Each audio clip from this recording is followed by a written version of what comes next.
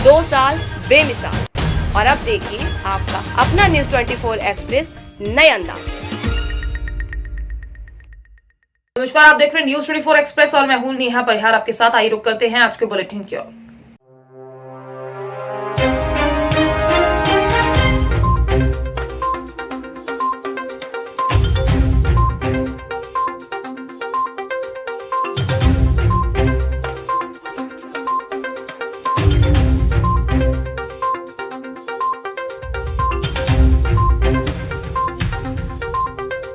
राजगढ़ जिले के थाना ब्यावरा शहर के विश्वनाथ कॉलोनी के रहने वाले प्रमोद पिता ब्रजभूषण शर्मा के साथ दिनांक 11/11/21 को धोखाधड़ी हुई। इसकी रिपोर्ट पीड़ित द्वारा 11/11/21 को साइबर सेल जिला राजगढ़ में दर्ज करवाई गई। शिकायतकर्ता के अनुसार करीब 2 महीने पहले आवेदक के पास AGB रिचार्ज प्राइवेट लिमिटेड नामक कंपनी से नौकरी का ऑफर आया। कंपनी द्वारा आवेदक को 48,000 रुपए महीने की वेतन देकर TSM पद पर नियुक्त करने हेतु कहा गया। आवेदक को कंपनी से रिचार्ज क्रय करके बाजार में विक्रय करने का कार्य सौंपा गया। आवेदक से रिचार्ज उपलब्ध कराने के नाम पर 90,000 रुपए एडवांस में जमा कराए गए व आवेदक द्वारा 90,000 रुपए जमा कराने पर कंपनी रुपए लेकर गायब हो गई। आवेदक द्वारा उक्त घटना की शिकायत पुलिस अधीक्षक कार्यालय स्थित साइबर सेल में की गई। उक्त शिकायत के संबंध में साइबर शाखा प्रभारी उन्हीं विनोद मीणा के द्वारा पुलिस अधीक्षक राजगढ़ प्रदीप शर्मा को अवगत करवाया गया। पुलिस अधीक्षक श्री प्रदीप शर्मा के कुशल मार्गदर्शन एवं अतिरिक्त पुलिस अधीक्षक मनकामना प्रसाद के निर्देशन में साइबर शाखा राजगढ़ के प्रभारी विनोद मीणा एवं उनकी टीम प्रदीप शर्मा, आरक्षक शशांक यादव, आरक्षक पवन मीणा, जयप्रकाश के द्वारा पीड़ित की शिकायत पर त्वरित एवं तत्परता से कार्यवाही करते हुए आरोपी के बैंक खाते की जानकारी उज्जीवन स्मॉल फाइनेंस बैंक से प्राप्त कर आरोपी के बैंक खाते में होल्ड लगवाकर धोखाधड़ी की समस्त राशि 90,000 आवेदक प्रमोद शर्मा पिता ब्रजभूषण शर्मा निवासी विश्वनाथ कॉलोनी ब्यावरा को वापस करवाई गई। ब्यावरा का निवासी हूँ। मेरे द्वारा एक कंपनी ज्वाइन की गई थी, इसका नाम AGB रिचार्ज प्राइवेट लिमिटेड है, जो कि गुड़गांव में स्थित है। इस कंपनी में मुझे एक नौकरी दी गई थी। इसमें मेरी मासिक तनख्वाह 48,500 रुपये बताई गई थी। मैंने इस कंपनी में कुछ 3 डिस्ट्रीब्यूटर अपॉइंट किए थे, जिन्होंने इस कंपनी में रिचार्ज करने की प्राइमरी कराई थी, जो कि 90,000 रुपये कोई टोटल अमाउंट था। कंपनी ने मेरे साथ फ्रॉड किया और मेरे डिस्ट्रीब्यूटर का पैसा वापस नहीं किया, उन्होंने रख लिया था। उस एवज में मैंने कंप्लेंट कराई थी राजगढ़ SP ऑफिस में, और साइबर सेल में सर ने मुझे भेजा था कि, और वहाँ से मेरे रिपोर्ट की कार्रवाई आगे बढ़ाई गई और कुछ समय बाद मेरे पैसे जो कि सर ने रिटर्न करवाए 90,000 रुपये, जो कि मेरे डिस्ट्रीब्यूटर के वापस आ चुके हैं। इसके लिए मैं सर का बहुत बहुत धन्यवाद देता हूँ और साइबर टीम का भी तहे से धन्यवाद। अधिकारियों की सद्बुद्धि के लिए हवन कर बिजली घर के तालेबंदी की गई। युवा कांग्रेस जिलाध्यक्ष ने गोहद बिजली विभाग के अधिकारियों की सद्बुद्धि के लिए हवन किया। वह युवा कांग्रेस ने बिजली विभाग की तालाबंदी कर कांग्रेस कार्यकर्ताओं की भीड़ देख बिजली विभाग के अधिकारी कर्मचारी ताला लगाकर भाग गए। युवा कांग्रेस ने DE यशपाल सचदेवा को हटाने की मांग की। वह आज मध्य प्रदेश युवा कांग्रेस के आह्वान पर युवा कांग्रेस के जिला अध्यक्ष डॉक्टर राजकुमार देश लहरा के नेतृत्व में गोहद विद्युत विभाग का घेराव किया गया। डॉक्टर देश लहरा के साथ लगभग 1000 कार्यकर्ताओं को लेकर मंडी तिराहे से रैली के रूप में बिजली विभाग की ओर नारेबाजी करते हुए रवाना हुए। कांग्रेसियों को बड़ी संख्या में जनता के साथ देखकर बिजली विभाग के कर्मचारी एवं अधिकारी अपने कार्यालय में ताला लगाकर भाग गए। इसकी बिजली विभाग में कोई भी जिम्मेदार अधिकारी कर्मचारी नहीं मिला। इसी दौरान जिला अध्यक्ष डॉक्टर देश लहरा द्वारा विद्युत विभाग के कर्मचारियों की सद्बुद्धि के लिए हवन किया गया। 11 बजे से 3 बजे तक कोई भी बिजली विभाग का अधिकारी कर्मचारी कार्यालय पर नहीं पहुंचा तो युवा कांग्रेस कार्यकर्ताओं ने गेट पर तालाबंदी कर दी और ऐसे गैर जिम्मेदार लापरवाह अधिकारियों को तत्काल हटाने के लिए SDM को ज्ञापन दिया। डॉक्टर देश लहरा ने बताया कि शिवराज सिंह चौहान ने कोरोना काल में लॉकडाउन के समय उपचुनाव के दौरान बिजली बिलों को माफ करने का वादा किया था, लेकिन इन्हीं पुराने बिलों पर बिजली विभाग द्वारा रिकवरी का काम चालू कर दिया गया है। लोग बिजली बिल जमा करने के लिए नोटिस भेजे जा रहे हैं। साथ ही युवा कांग्रेस के जिलाध्यक्ष द्वारा तहसीलदार को ज्ञापन सौंपा गया। वह ज्ञापन के माध्यम से मांग की है कि पुराने बिलों की रिकवरी पर तुरंत रोक लगाई जाए एवं मेंटेनेंस के नाम पर अघोषित विद्युत कटौती बंद की जाए। साथ ही रीडिंग के हिसाब से बिजली बिल दिए जाएं। जिलाध्यक्ष मानसिंह कुशवाहा ने कहा कि अगर 15 दिवस में इस ज्ञापन पर कार्यवाही नहीं हुई तो इस मामले को जिला स्तर पर उठाया जाएगा। वह इस मौके पर कांग्रेस के जिलाध्यक्ष मानसिंह कुशवाहा, राहुल सिंह भदौरिया, जिला पंचायत सदस्य देवाशीष जरारिया, पूर्व लोकसभा प्रत्याशी कुलदीप सिंह गुजर, बंटी गुजर, सैकड़ों की संख्या में कार्यकर्ता उपस्थित रहे। आज जो आपने बिजली घर का घेराव किया है और ज्ञापन दिया है, इस पर क्या कहना है? हाँ, मध्य प्रदेश के हमारे ऊर्जावान प्रदेश अध्यक्ष आदरणीय डॉक्टर विक्रांत भूरिया जी के नेतृत्व में और उनके आह्वान पर आज भिंड युवा कांग्रेस द्वारा बिजली घर का घेराव किया गया। यह कार्यक्रम आपको बताना चाहूँगा, पहले से हमारा फिक्स था। उसके बाद भी हम अपने कार्यकर्ताओं के साथ वहाँ पहुँचे, लेकिन वहाँ बिजली विभाग के जो कर्मचारी हैं उनको सूचना होने के बाद भी जी वहाँ से भाग गए। अपने ही ऑफिस में उन्होंने खुद ताला लगा दिया जी। और उसके बाद हमारे कार्यकर्ताओं ने, कितने लोग थे? लगभग 1000 की संख्या में पूरे बहुत से कांग्रेस कार्यकर्ता, महिला कांग्रेस की कार्यकर्ता, सभी लोग अपने अपने बिजली के बिल लेकर गए थे। कारण ये रहा कि उपचुनाव में मुख्यमंत्री जी ने घोषणा की थी कि जो बिल आए हुए हैं उनको, लॉकडाउन के दौरान जो बिल आए थे उनको स्थगित कर दिया जाएगा, लेकिन अभी उन बिलों पर गोहद में नहीं, संपूर्ण मध्य प्रदेश में रिकवरी का काम विद्युत विभाग द्वारा किया जा रहा है जी। इसी के विरोध में युवा कांग्रेस द्वारा आज यह घेराव का कार्यक्रम और ज्ञापन का कार्यक्रम रखा गया। फिर ज्ञापन लेने कौन आया? ज्ञापन के लिए वहाँ के अधिकारी झूठ बोलते रहे, किसी ने मोबाइल बंद कर लिया, कोई लाइट काटने के लिए इधर उधर चले गए। उसके बाद में एसडीएम साहब से बात की तो तहसीलदार साहब ज्ञापन लेने के लिए आए। हमारे जो जिला अध्यक्ष मान सिंह कुशवाहा जी वह भी इसमें उपस्थित थे और देवाशीष जरारिया जी जो पूर्व लोकसभा के प्रत्याशी रहे वो भी उपस्थित थे। राहुल सिंह भदौरिया जी भी इस आंदोलन में उपस्थित थे। सभी हमारे कांग्रेस के नेताओं ने चेतावनी दी है कि 15 दिवस के अंदर इस ज्ञापन जो मैंने दिया है युवा कांग्रेस द्वारा, अगर उस पर कार्रवाई नहीं की गई तो एक जिला स्तर पर एक व्यापक आंदोलन बिजली विभाग के लिए किया जाएगा। आंदोलन के दौरान जो आपने हवन भी किया है, क्या है कि बिजली विभाग के अधिकारियों की सद्बुद्धि के लिए युवा कांग्रेस द्वारा पूरे विधि विधान से हमारे पंडित जी को ले गए, मंत्रों के उच्चारण के साथ पूरे विधि विधान से उनकी सद्बुद्धि के लिए हम लोगों ने वहाँ पर हवन किया। और जो फर्जी बिल जो दिए गए हैं उपभोक्ताओं को, रीडिंग के आधार पर बिल नहीं दिए गए, उन बिलों को हमने उसी में जलाया है। और जांजगीर चांपा जिले में दो भाजपाई आपस में भिड़ गए। एक ने कहा दूसरे ने राजनीति में साथ नहीं देने की वजह से पिटाई कर दी, पर क्या वाकई पूरी लड़ाई राजनीति में साथ नहीं देने की है? इस तरह का मामला आपने पहले नहीं सुना होगा, पर जांजगीर चांपा जिले में यह हुआ है।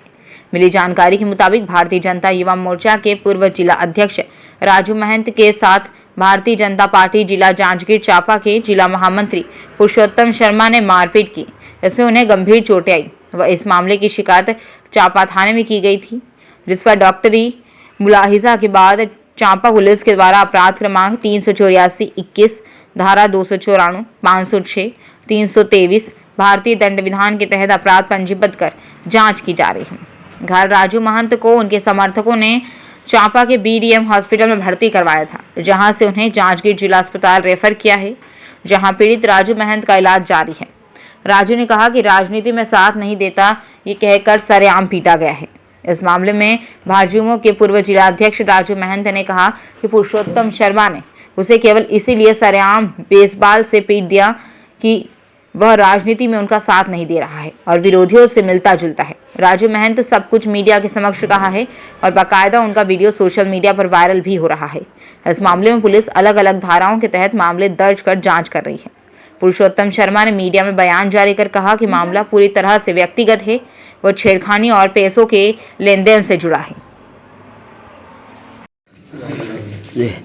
मैं चांपा के परशुराम चौक पे वहाँ अपने कुछ कार्यकर्ताओं के साथ बैठा हुआ था, चाय वाय पी रहा था। उतनों में पुरुषोत्तम शर्मा बबलू महाराज चांपा के, जो चांपा के नेता प्रतिपक्ष भी रहे हैं, वो वहाँ पे आए और आ करके वो आए सडनली। हमने उसको अभिवादन जो हमारा है वो हमने किया। उसने में मैं फिर बातचीत करने लगा। उतने में वो अपनी गाड़ी, डस्टर गाड़ी की स्टिक को निकाल कर वो स्टिक से मेरे को धड़ाधड़ मारने लगे। वो मेरे पैर को, लेफ्ट पैर को स्टिक से, जो उसका बेसबॉल का जो स्टिक है उससे मारे। उतने में मैं गिर गया। उसके बाद फिर लगातार मारने लगे बारते बारते वो कह रहे थे कि राजनीतिक रूप से तुम मेरे साथ क्यों नहीं आते हो, मैं तुमको फ़ोन कर रहा हूँ तो मेरा फ़ोन क्यों नहीं उठाते हो, मैं तुमको घर बुला रहा हूँ तो मेरे घर क्यों नहीं आते हो, और मेरे विरोधियों के साथ तुम्हारी दोस्ती क्यों है। मैं बोला भैया हमारा उससे कोई लेना देना नहीं है, और आप मेरे को ये मार क्यों रहे हो। तो लगातार वो मारने लगे तो मैं तुम्हें घर बुलाया, तुम आए क्यों नहीं। पूरे चौक के लोग थे, सब लोगों ने देखा है और सारे लोग थे, कुछ लोगों ने बीच बचाव करने का प्रयास भी किया और कुछ लोग उनके साथ भी थे, एक दो लोग। तो ऐसे करके उन्होंने हाथापाई और लगातार मेरे साथ मारे। ये मेरी नाक की भी हड्डी टूट गई है, ये पैर में भी चोट आया है। उसके बाद वो ज़बरदस्ती मुझे गाड़ी में बिठाकर मैं बोला आप मुझे थाने ले चलो। फिर गाड़ी में बिठा करके वो जिद में उधर लाने लगे। उसके बाद बोले चल थाने में, मैं ही पहले तेरे खिलाफ़ में FIR कराऊंगा, मैं ही झूठा रिपोर्ट में तुझे फंसाऊंगा, मुझे आता है सब नियम कायदे कानून। और उसके बाद वो उसी बीच में गाड़ी में, जब वो गाड़ी चलाते चूँकि मैं इंजर्ड था, मेरे पैर में भी काफ़ी चोटें और शरीर में दर्द के कारण से, तो ये मेरे पॉकेट पे मैं LLM का एग्ज़ाम फॉर्म भरने के मैं पैसे रखा हुआ था, करीब 52-5300। उस पैसे को भी वो निकाल लिया और मेरा मोबाइल भी लूट लिया, और ये दोनों को लूट के अपने पास ही रखा हुआ है जी। थाने में मोबाइल को रिपोर्ट क्या है? थाने में अब मेरे ख्याल से मैं गया था, वहाँ से मुझे BDM रेफ़र किए, वहाँ से फिर यहाँ रेफ़र किए हैं। अभी FIR मुझे जानकारी नहीं है अभी क्या किए हैं, बाकी मैं अभी ये सारी बातें जो है ये मैं पुलिस में ही बताऊंगा। दूसरा एक बात और थी, वो बार बार कह रहे थे कि मैं तुझे, तेरे परिवार को, सबको जान से मार दूंगा। चूँकि पहले भी उनकी कई घटनाएँ हो चुकी है। एक बार कोविड काल में एक पुलिस वाले के साथ भी उसका विवाद और इस तरह का उनका जो प्रवृत्ति है, तो मुझे लगता है कि मेरे जान को भी खतरा है, मेरे परिवार के भी लोगों को, और ऐसे आपराधिक तत्व के लोगों को सज़ा मिलनी चाहिए। मेरा यही एक निवेदन है। चापा के सारे लोग जानते हैं उसका नेचर कैसा है, वो किस प्रकार के नेचर का आदमी है। थाना चापा में प्रार्थी राजू महंत के द्वारा आकर रिपोर्ट लिखाई गई कि वह आज शाम को Gupta cold drink centre Parshuram Chowk में बैठा हुआ था।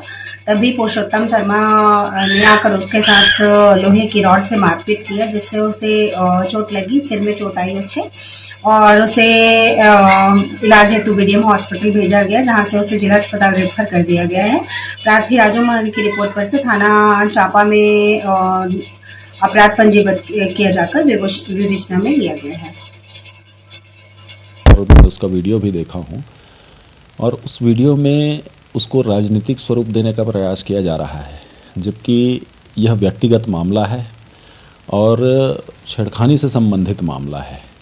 इसलिए इसमें बहुत कुछ अभी बोलना उचित नहीं है।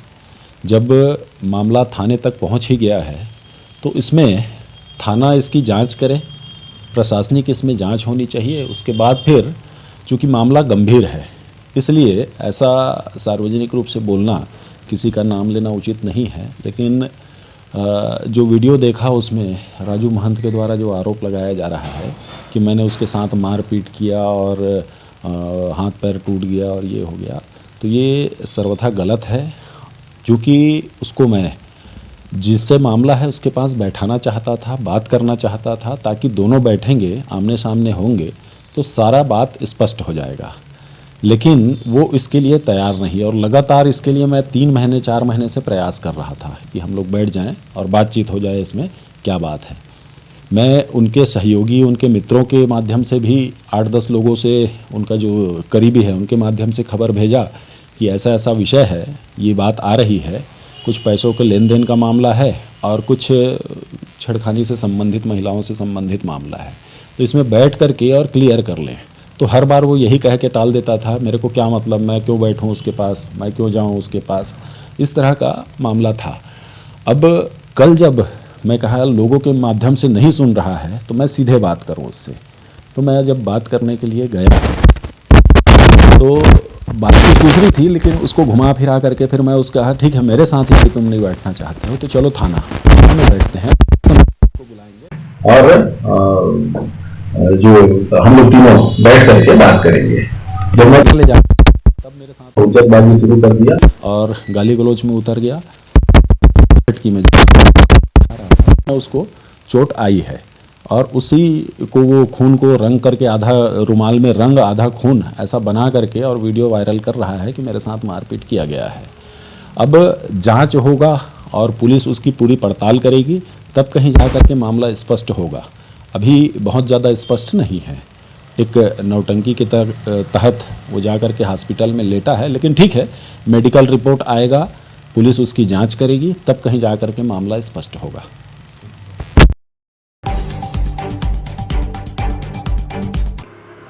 जहां ठंड अपनी चरम सीमा को पार कर रही है, सूर्य की धूप भी हवाओं के तेज को कम नहीं कर पा रही, तो वहीं दूसरी तरफ पंचायत चुनाव का परवान लोगों के जहन में चढ़ता जा रहा है। जिले में कड़ाके की ठंड के बाद आज नामांकन दाखिल करने का आखिरी दिन रहा, जहां जिला पंचायत सदस्यों को लेकर उम्मीदवारों का दिन भर जमावड़ा दिखा, तो वहीं आगामी दिनों में पहले और दूसरे चरण के चुनाव को लेकर नामांकन प्रक्रिया पूरी हो चुकी है। वहीं कुल 7 वार्ड है जिनमें चुनाव होगा, जहां टोटल 58 अभ्यर्थियों द्वारा आवेदन किया गया, तो आज अंतिम दिन 27 अभ्यर्थियों ने नामांकन पत्र दाखिल किया। वहीं सबसे ज्यादा सीधी जिले की ग्राम पंचायत मोहार रही, जहां से कुल 15 अभ्यर्थियों ने आवेदन जमा किए।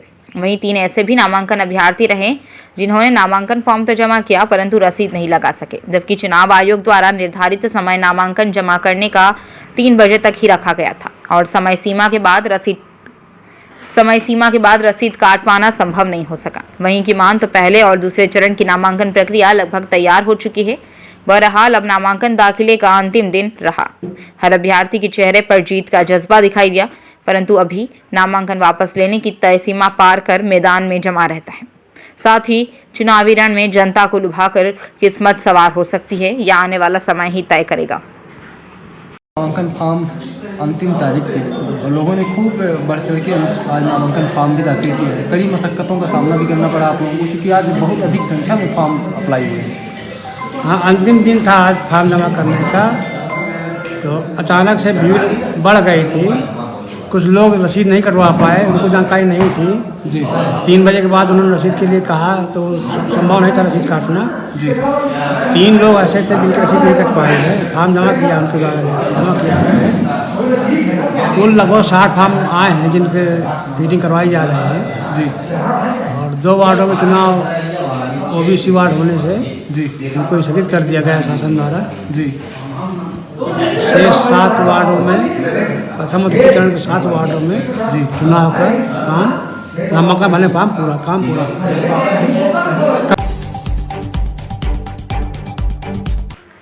तारानगर पुलिस ने चोरी के आरोपियों की गिरफ्तार कर बड़ी सफलता प्राप्त की। थाना अधिकारी गोविंद राम बिश्नोई ने बताया कि थाने में 14 दिसंबर को कस्बे में एक बंद पड़े घर में अज्ञात व्यक्ति के खिलाफ चोरी होने का मुकदमा दर्ज हुआ था।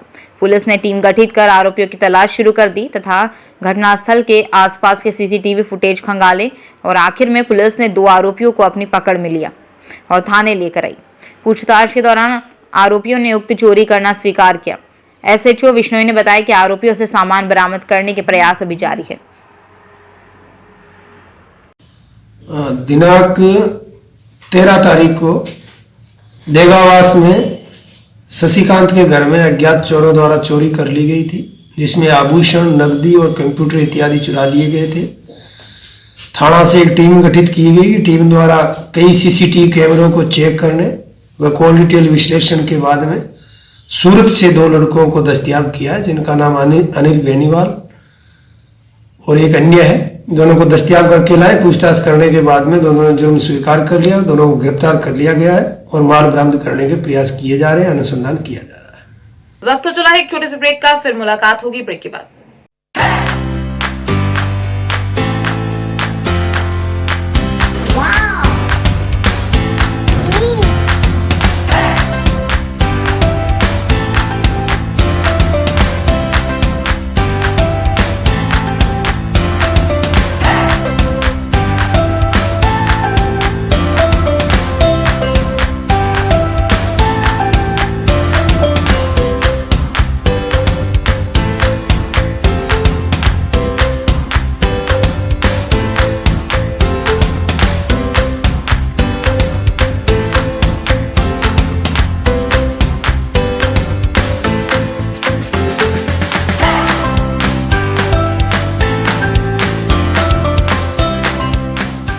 ब्रेक के बाद एक बार फिर आप सभी का स्वागत है। आइए बढ़ते हैं अगली खबर की ओर।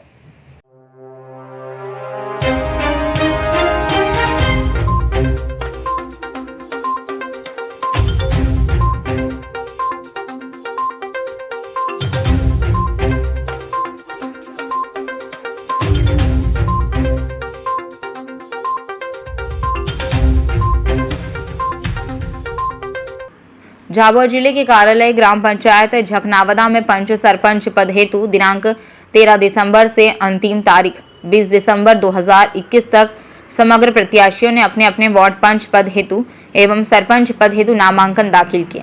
इसमें ओबीसी की सीटों को छोड़कर पंच पद हेतु ग्राम पंचायत झनकावदा में 40 पंच पद के नामांकन दाखिल किए गए, तो वहीं सरपंच पद हेतु नामांकन पत्र दाखिल किए गए। आवेदन जमा करने की प्रक्रिया को देखते हुए अंतिम तारीख को उम्मीदवारों की लंबी कतार देखने को मिली। इस अवसर पर टीएस बामनिया, शिक्षक राकेश मक, सहायक सचिव रतनलाल सिंगार, सहायक सचिव जितेंद्र मेड़ा, सचिव भीम सिंह कटारा, गिरधारी भायल सहित कई अधिकारी अपनी सेवाएं देते हुए नजर आए। जनपद जालौन के पुलिस अधीक्षक लगातार कानून व्यवस्था को दुरुस्त रखने के लिए उच्च अधिकारियों को दिशा निर्देश दे रहे हैं, साथ ही स्वयं क्षेत्रों में जाकर व्यवस्थाओं का जायजा ले रहे हैं। वहीं आज जनपद जालौन के माधोगढ़ में पैदल गश्त किया और माधोगढ़ थाने का औचक निरीक्षण किया और ड्यूटी पर मौजूद पुलिस बल को आवश्यक दिशा निर्देश दिए एवं लोगों से संवाद कर सुरक्षा का भरोसा दिलाया। वहीं अधिकारियों को दिशा निर्देश दिए कि कोई भी शिकायत आती है तो उसे तत्परता से सुना जाए और उसका निस्तारण किया जाए। देखिए, ये जो थाना माधोगढ़ का वार्षिक निरीक्षण किया गया है, एक पुलिस रेगुलेशन के माध्यम से पुलिस परंपरा के अंतर्गत एक स्थापित परंपरा है, जिसके अंतर्गत थाने का विस्तृत निरीक्षण किया जाता है, जिसमें थाने पे सरकारी माल का, असलहों का, साथ ही साथ भवन का, थाने के पूरे जो है बैरक्स का, सभी बिल्डिंग्स का, उनके रख रखाव का, पूरे अभिलेखों का, क्राइम रजिस्टर्स हैं, जो ग्राम अपराध रजिस्टर हैं, अन्य जितने भी रजिस्टर अभिलेख होते हैं, विवेचनाओं उनका भी अवलोकन किया जाता है, विवेचनाओं की भी जो है मॉनिटरिंग की जाती है, उसके लिए अर्दली रूम की भी कार्रवाई की जाती है। उसके साथ ही साथ यहाँ पर इसी वार्षिक निरीक्षण के क्रम में सम्मानित व्यक्तियों के साथ भी मीटिंग की गई और चौकीदारों के साथ भी मीटिंग की गई, उन्हें कंबल भी वितरण किया गया। और तो इस तरह से करके एक ये पूरे दिन की प्रक्रिया होती है, जो आज वार्षिक निरीक्षण इस माधोगढ़।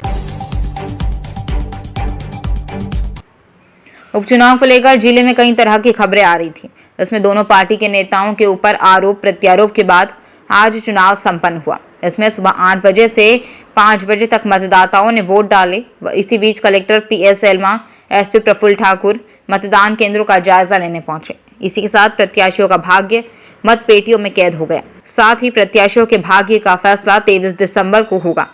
इसी बीच तीनों पोलिंग बूथ में से आमदी में 90.39%, कुरुद में 89.50% व मगरलोड में 89.42% मतदान हुआ।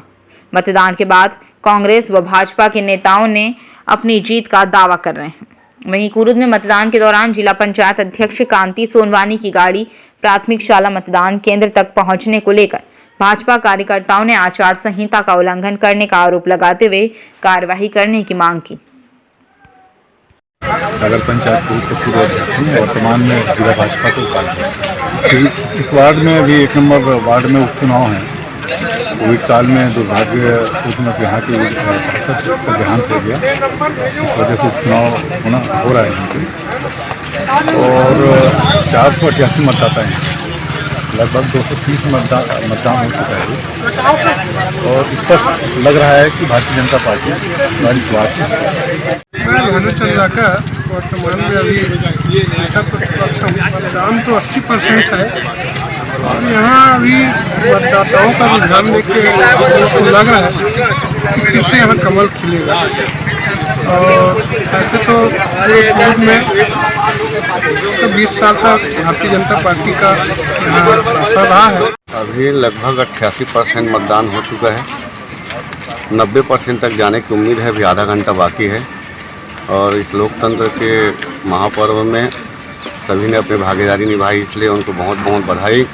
और कांग्रेस पार्टी इसमें शानदार जीत तय करके आएगी, इस बात का पूरा विश्वास है और हमारा प्रत्याशी जीत के आएगा। साहिबगंज जिला पुलिस कप्तान अनुरंजन किस्पोट्टा ने मंगलवार को प्रेस कॉन्फ्रेंस कर बताया कि मिर्जा चौकी थाना प्रभारी अशोक कुमार को बीती रात्रि गुप्त सूचना मिली कि थाना क्षेत्र के ग्राम नीमगाछी में एक व्यक्ति देसी कट्टे के साथ लोगों को धमका रहा है। जिसे साहिबगंज अनुमंडल पुलिस पदाधिकारी राजेंद्र दुबे के नेतृत्व में छापामारी दल का गठन किया गया। छापेमारी दल के सदस्यों ने त्वरित कार्यवाही करते हुए अभियुक्त पंकज कुमार यादव पिता मंटू यादव ग्राम निमगाछी जिला साहिबगंज से एक देसी कट्टे के साथ रंगे हाथों गिरफ्तार करने में सफलता हासिल की। इस संदर्भ में थाना कांड संख्या दर्ज कर अग्रतर अनुसंधान किया जा रहा है। कल दिनांक 20/12/21 को मिर्जा चौकी थाना पे गुप्त सूचना मिली कि एक अपराधी हथियार लेकर अपने नीमगाछी में कुछ लोगों को धमकाने का काम कर रहा। इस सूचना के त्वरित कार्रवाई करते हुए मिर्जा चौकी थाना प्रभारी नीमगाछी गए और पंकज कुमार यादव को वहां पकड़े हथियार के साथ। यह पूर्व में भी जेल जा चुका है और मिर्जा चौकी थाना का बागी भी रहा है। निरीक्षण के क्रम में भी इसे बुलाने का प्रयास किया गया था या नहीं आया था और संध्या के समय यह अवैध हथियार के साथ पकड़ा गया है। ये एक अच्छी सफलता है। इस टीम को बधाई दिया जाता है। धन्यवाद। बुलंदशहर में ARTO प्रवर्तन पर अवैध वसूली का आरोप लगाते हुए किसानों ने कलेक्ट्रेट में धरना प्रदर्शन किया। भारतीय किसान यूनियन महाशक्ति के राष्ट्रीय अध्यक्ष के नेतृत्व में किसानों ने कलेक्ट्रेट पर प्रदर्शन किया। गन्ना, रेत, गेहूं के भरे ओवरलोड ट्रकों से अवैध वसूली का आरोप लगाया। वो ARTO राजीव बंसल द्वारा प्राइवेट 2 लोगों के साथ रखकर अवैध वसूली कराने का आरोप लगाया। भारतीय किसान यूनियन महाशक्ति के राष्ट्रीय अध्यक्ष का आरोप ओवरलोड ट्रक से बिजली के तार टूटने व बड़े हादसे होने का खतरा है। किसान ने ARTO के खिलाफ प्रदर्शन कर ARTO को हटाने की मांग जिला अधिकारी को ज्ञापन देकर की है। आपका संजय कुमार शर्मा, प्रदेश संगठन मंत्री। क्या है अनुच्छेद, क्या मामला, क्यों धरने पर बैठे आप? ये अनुच्छेद में 2 ठेके हैं बस अड्डे पे शराब के। उसमें 2 मंदिर हैं पूजा करने वाले। वो मंदिर उनके सामने है। बिल्कुल हम चाह रहे हैं कि वो साइड में कर दिए जाए ठेके। कई बार एप्लीकेशन दे चुके हैं, वो हटे नहीं है वहाँ। तो आज आप धरने पे? हाँ, धरने पे बैठे हुए हैं। ADM साहब को वो देंगे हम लेटर है। आज के बुलेटिन में फिलहाल इतना ही। बने रहिए न्यूज़ 24 एक्सप्रेस के साथ। नमस्कार।